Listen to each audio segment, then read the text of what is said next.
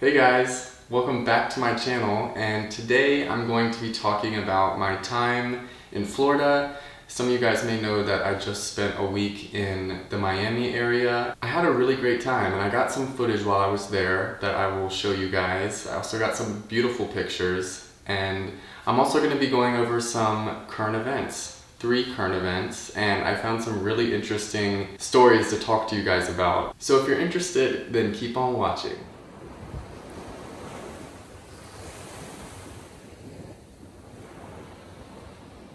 As I was saying, I just got back this past Saturday from Florida, and I honestly didn't want to leave. It was so much warmer there than it is here right now in Phoenix, and just being there gave me a lot of nostalgia. When I was younger, I remember going to Florida, and it was my most memorable vacation growing up. And my dad woke me up, and I thought I was going to school, but he already packed my suitcase. So my sister and I didn't know what we were doing, and we showed up at the airport, and the next thing we knew, we were in Key West. Now, some of the things I remember about Florida growing up were the vivid colors of the buildings, the vibrant sunshine, of course the warm weather, and everything just seemed so much brighter in Florida. Like the grass, the sky, the clouds. I started to remember some of those sights that I had as a young boy when I was in Florida this past week, and it was just overall a great trip. I went to this beach called Dania Beach, I think that's how it's pronounced, and we went at the perfect time of day. It wasn't too busy at all, it was nice and warm, but it still had that nice cool ocean breeze. It was just really calm, and it seemed like such a perfect time to go. Let me show you guys some of the footage that I got from the beach. Let me know what you think.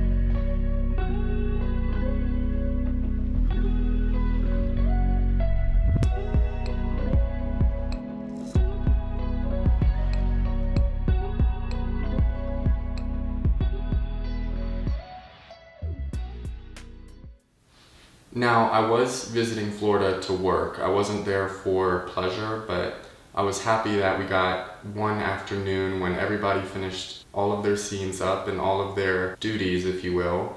We decided to go to the beach, and all of the guys just got some pictures and relaxed for a little bit and adventured around. So I had a great time in Florida, and I hope to go back soon. I really felt comfortable when I landed, and I met the guys that I was going to be working with, and it just felt right, and it still does feel right, so I'm grateful for that. It would have sucked if I got there and I was just like, why am I here? What am I doing? Get me back home. But that wasn't the case at all. That's an upside. There wasn't really any negative downfalls of going on this trip. I had a great time. I got out of Phoenix for a week, which was much needed. I just felt refreshed and renewed when I got home, and I'm happy that I went. It felt different being back in front of the camera with a guy beside me, because it had been over a year since I've done any adult films. I just felt kind of rusty. As soon as we got the camera rolling and I started going in, then it just all came back like muscle memory. Alright, so that was a little bit of my time in Florida. It was just such a great place. I hope to go back soon. I don't plan on moving there, but I definitely want to go back and visit for maybe a vacation or something like that. Okay, now let's move on to the next segment. So grab a coffee and let's get right into coffee and current events. A man and a woman are accused of performing lewd sexual acts on the Myrtle Beach, Ferris wheel. Eric and Lori Harmon were both arrested before this happened on January 16th for similar violations. They were accused of performing sexual acts in a supermarket parking lot as well as on a bench near a playground. They filmed themselves performing these acts to upload to pornographic websites, for money most likely. So Eric Harmon faces 2 new counts of indecent exposure while Lori Harmon faces another 4 counts. Both Lori and Eric Harmon were released on a $2,500 bail recently. They had already been released on an $18,000 bail and a $14,000 bail 2 weeks prior to getting arrested again. Now on January 16th, both Lori and Eric Harmon were arrested after police found a video of them performing the lewd act on the Myrtle Beach Skywheel. They were performing these acts in a transparent portion of the flywheel, so they weren't really trying to hide themselves at all. They also faced charges for another incident at a community pool, and Lori Harmon is accused of public urination on a pair of vending machines as well as in a hotel elevator. Come on, girl, like, I don't really know what to think about that, so let me know down in the comments. Let's move on to the next current event. So you guys may have seen that viral video of that woman who decided to put Gorilla Glue in her hair when she ran out of her normal hairspray. Tessica Brown recently admitted herself to St. Bernard's Parish Hospital in Louisiana. In the viral TikTok video, Tessica explained how she had spent a month with the Gorilla Glue in her hair. She couldn't figure out how to wash it out, and she also couldn't shave her head because it was so glued down to her head where she didn't even have enough space to fit a buzzer into her hair. She tried to remove the Gorilla Glue from her scalp using coconut oil and tea tree oil. Neither of those were successful in extricating the Gorilla Glue out of her hair. Now Gorilla Glue, the company who makes the spray adhesive that she decided to spray on her head, responded with this statement. The less aggressive solvent for her hair/scalp would be using rubbing alcohol to try and separate her hair and then gently comb it out in shampoo. They added that Tessica's hair was likely fractured at the root, so there would be no saving her hair in the process. They wished her the best. The initial TikTok video was viewed over 15 million times, and Tessica has also raised over $10,000 on GoFundMe to help with medical expenses and other costs. So guys, definitely don't spray Gorilla Glue on your head. Let's move on to the last current event. So this current event has to do with a 91-year-old Navy veteran whose wallet was returned to him after being gone for 53 years.